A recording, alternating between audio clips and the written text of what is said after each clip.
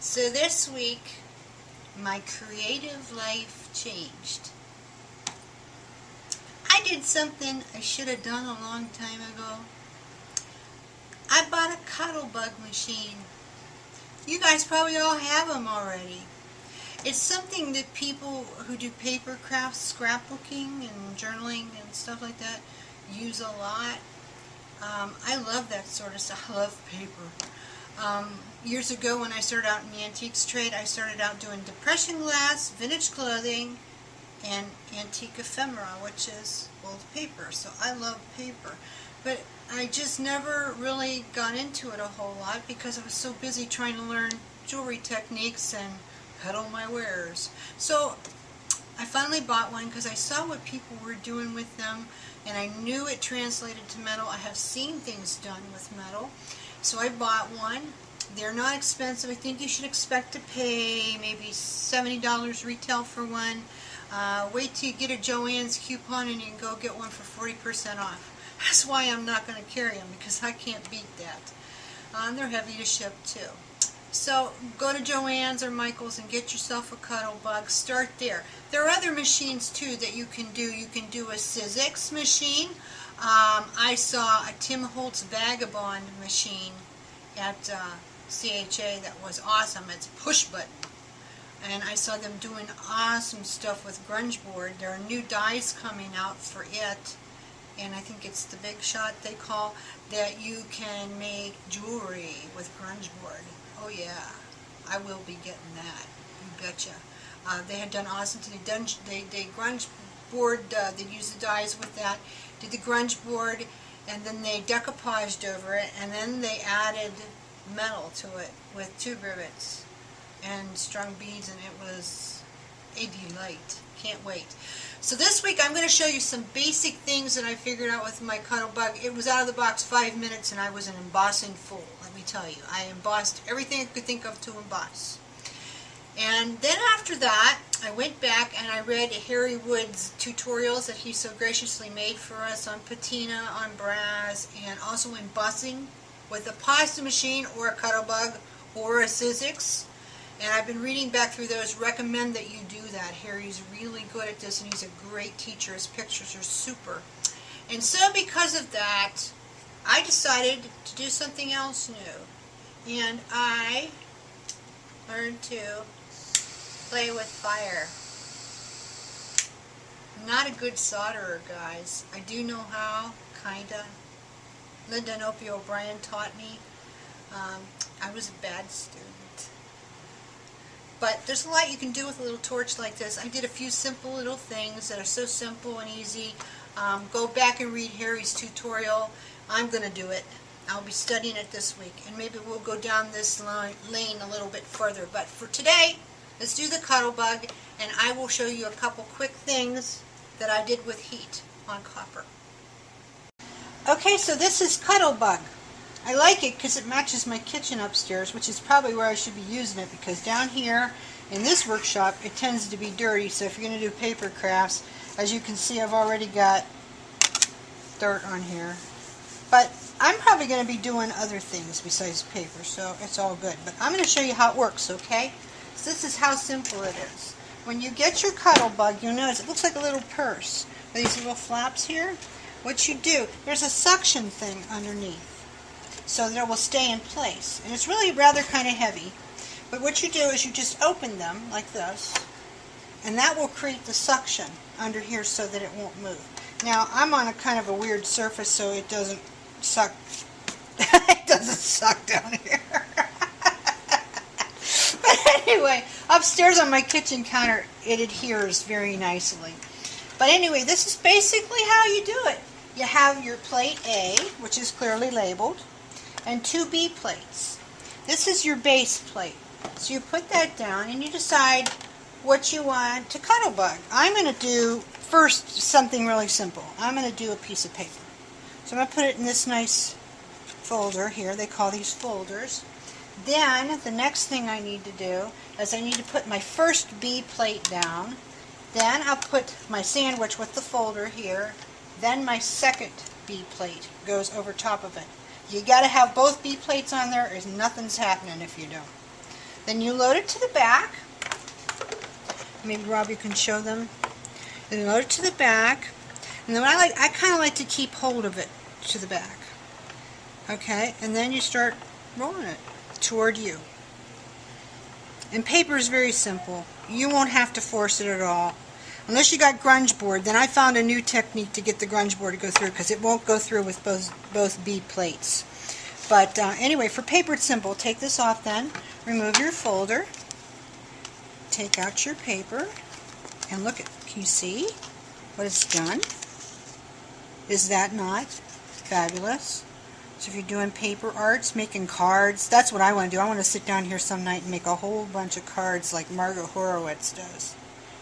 But anyway, that's what it does on paper.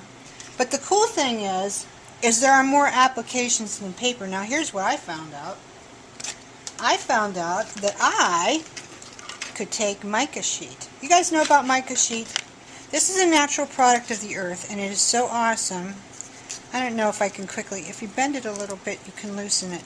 But it's formed in layers. And you can peel it apart. And of course it's going to resist me now because I'm on camera and probably split and be nasty. But normally it's just really simple to get apart. But you see I'm getting my finger in between there? And it just, look at that. And you could just keep peeling it away. You know, however thick, however thin you want it. We do carry this at Bisou Boutiques. I try never to be out. It's one of my favorite things. Now because I made this less thick, however, I don't know if I can get it through the Cuttlebug because it may crack. It's kind of crunchy. So, but I'm going to do this one. So I put it in my folder. I choose this one. It looks kind of like writing. And then once again, I have my platform A. I have my clear platform B. You see, I told you it was dirty down here. Then I put my sandwich with my folder and my mica. Then I put my B. And I'm going to move this up a little bit because I don't have enough room to get behind it like I'd like. Now I'm going to put my sandwich in the Cuttlebug, in the back, and I'm going to roll toward me. Now listen, maybe you'll hear it. When it gets to the mica, now I'm going to have a little resistance because the mica's thick. Than paper. Hear the crunch? Crunch! Crunch! You think, oh, is it going to make it? I think we're going to be surprised. Okay, we'll take it out. And look, it kind of, the pressure kind of brings out the metallic in the mica. Because the mica is very, very metallic. In fact, did you know that they crush up mica and put it in cosmetics? That shimmery stuff in your lipstick is probably mica. But is that not cool? Here's some more pieces I did. I peeled this one back, so you could loosen this up and peel it. I wonder if I can do it on camera. Yep, it's going to let me. And you'll have several pieces thinner. So you can use this in jewelry making. You can use it in altered applications, mixed media, journaling, scrapbooking, however. Here's another piece I made with another die. This one was really thin and fragile, so it kind of cracked. But there's another one. This mica is just the bomb. I can't wait to do some stuff with it and show you more. But here's some more paper that I did. This is, no, I didn't do that piece. This is mulberry paper that I put. No, this is Seven Gypsies paper. I'm sorry. This is mulberry paper. Isn't that pretty? It's just so pretty. There's got to be ways to make jewelry out of paper this pretty. I used to make jewelry out of paper. In fact, someday I'll show you some that I made like 20 years ago. No one would buy it because no one understood it. I guess I was before my time. Here's one. This is cool, isn't it? A lot of ways to go. But now, here's the coolest way, I think. I don't know if I'm going to get around to showing you how I do grunge board through this. But basically, you can only use one of the bead plates, and then you use another piece of grunge board for a shim. So we'll have to maybe do that another day when we get into making grunge board jewelry, because we will. Okay, so here was the coolest thing I found. And this is why I really bought the Cuttlebug, because I saw people doing this, and I wanted to do it too. You can do metal blanks. This is a I'm going to say 26 gauge. I don't know for sure. I haven't measured. I think it's around 26. We carry this. This is brass ox. This would be better probably if you had raw brass. I have a whole bunch of blanks coming in, and we have a whole bunch at Bisou Boutiques. We're frantically restocking all the time. But anyway, just put that in to make the sandwich again like you really do. Now this is going to take a little bit more effort. But basically, we're going to roll it toward us again. When we get to that blank, it's going to get a little harder. Now you don't ever want to force this. If you get a piece of metal in here that's just too thick and you just really have to force it, stop. You're going to break your Cuttlebug and you're going to cry. Don't cry. Don't break your Cuttlebug.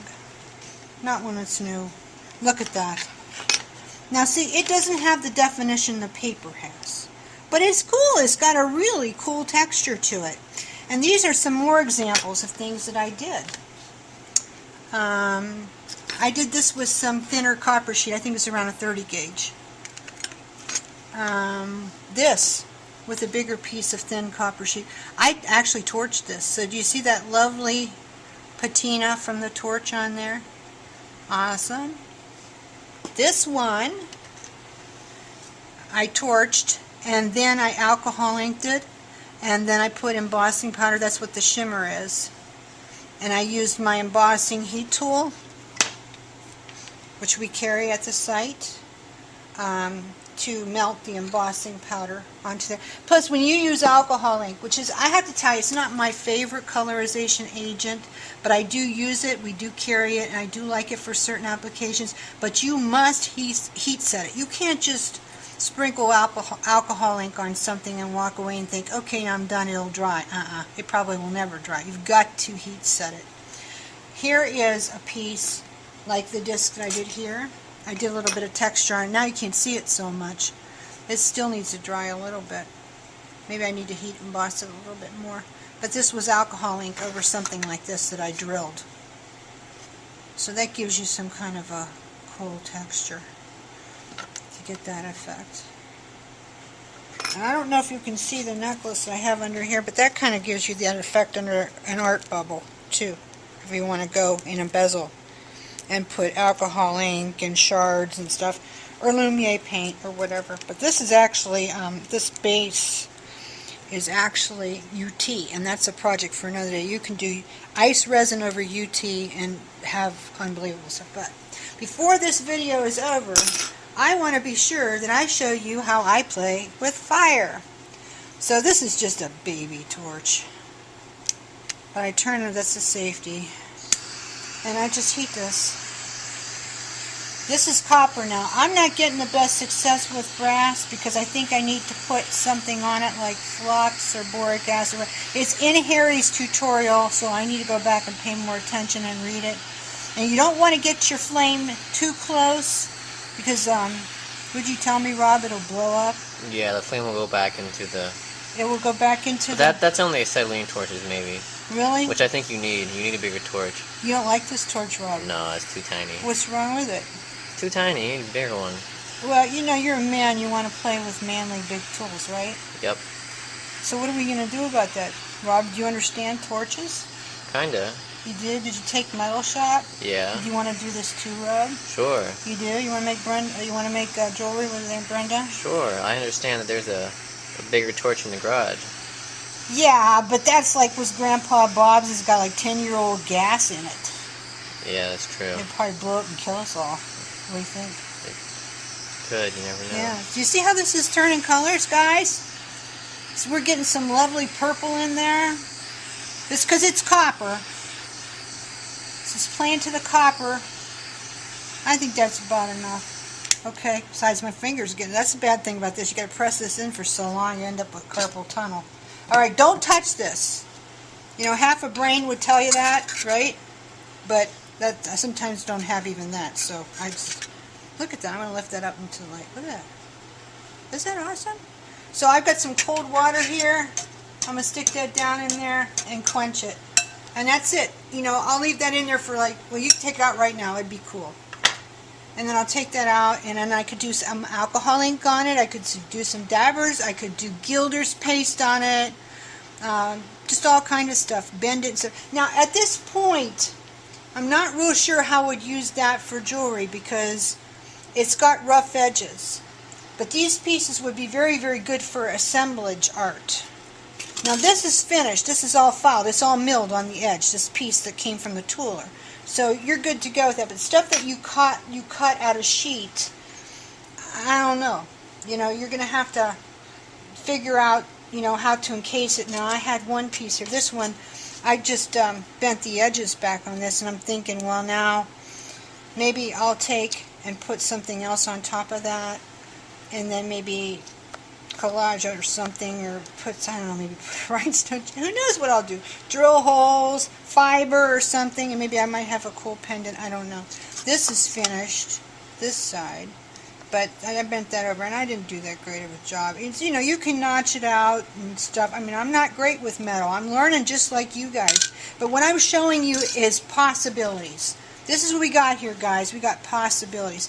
This is some thin metal brass. It's about a 30 gauge.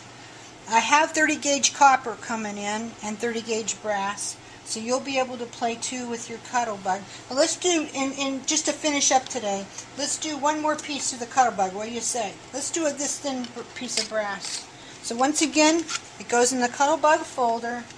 You have your platform A, your platform B. This goes down on B.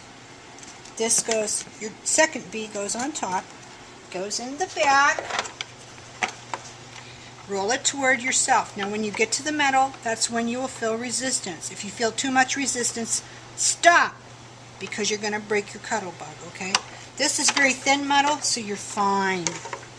Harry says if you get heavier metal, then you have to anneal it, which means you have to heat it first. This kind of a torch here is not going to get you the kind of heat that you need. You're going to have a bigger torch to get the kind of heat you need. But he shows it in his project on our website. But see, how easy was that? Just stuck. And this metal can be cut with your metal shears, or if you have some Tim Holtz tonic shears, you can cut it. It'll cut easily. When you get to heavier metal, then like this metal would be a little too heavy for the Tim Holtz. You need a metal shear, which we do carry some German metal shears on our site. So anyway, that's the Cuttlebug. We're going to have more fun with this as time goes on. Go out and get yourself one. You won't be sorry you did, because you're going to have a blast.